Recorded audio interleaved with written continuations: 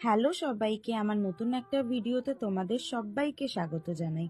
আশা করি তোমরা সবাই ভালো আছো আর আমিও অনেক ভালো আছি।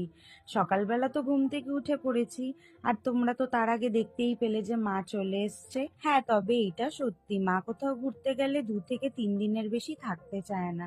তার নাকি মন ছুটে যায় বাড়ি চলে আসার জন্য। তবে তার সাথে এটাও অনেক বড় সত্যি যে মা বাড়িতে না থাকলে ঘরটা বড্ড ফাঁকা ফাঁকা লাগে, আর কোথাও না কোথাও আমাদেরও বড্ড মন খারাপ হয়।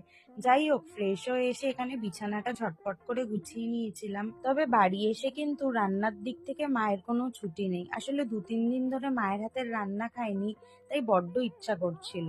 আর পুঁই মিটুলি খেতে তোমরা কারা কারা ভালোবাসো কমেন্ট করে জানিও তো। আর এই পুঁই মিটুলি কিন্তু চিংড়ি মাছের সাথে বা শুটকি মাছের সাথে রান্না করলে কিন্তু বেশ টেস্টি লাগে খেতে।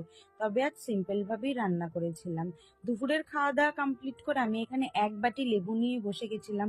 আসলে অনেকদিন ধরেই লেবুগুলো ফ্রিজে ছিল, খাবো খাবো করে আর খাওয়া হচ্ছিল না, তাই এগুলোই খাচ্ছিলাম আর বাইরে কাজ চলছিল সেটাই দেখছিলাম। আসলে বাড়ির পিছন দিকটায় ছোট্ট করে একটা প্যান্ডেল হচ্ছিল, কেন হচ্ছিল সেটাও বলছি, দাঁড়াও। তার আগে একটু সবার জন্য চা করে নিচ্ছিলাম।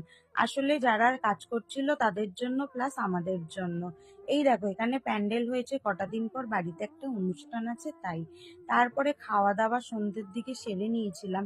আর এই কাজ করতে না আমার একদমই ভালো লাগে না, বরঞ্চ বিরক্তি লাগে। আর আজকে জানো তো মা রাতের খাবারে বানিয়েছিল ফুলকপির মুড়ি ঘন্ট। নামটা শুনে কেমন একটু অদ্ভুত লাগলো, তাই না? আমিও জানো তো প্রথমবার খেলাম। তবে চেষ্টা করব নেক্সট টাইম বানালে অবশ্যই তোমাদের সাথে রেসিপিটা শেয়ার করার। আর এই রেসিপিটা কিন্তু আমার কাছে একেবারেই আজকে নতুন ছিল, তবে খুবই টেস্টি হয়েছিল খেতে। তোমরা যদি এই রেসিপি এর আগে খেয়ে থাকো অবশ্যই কমেন্ট করে জানিও। আর ঘুমাতে যাওয়ার আগে বসে বসে ইউটিউবে এই ভিডিওটা দেখছিলাম, আমার কিন্তু দারুণ লাগে। So that's it for today.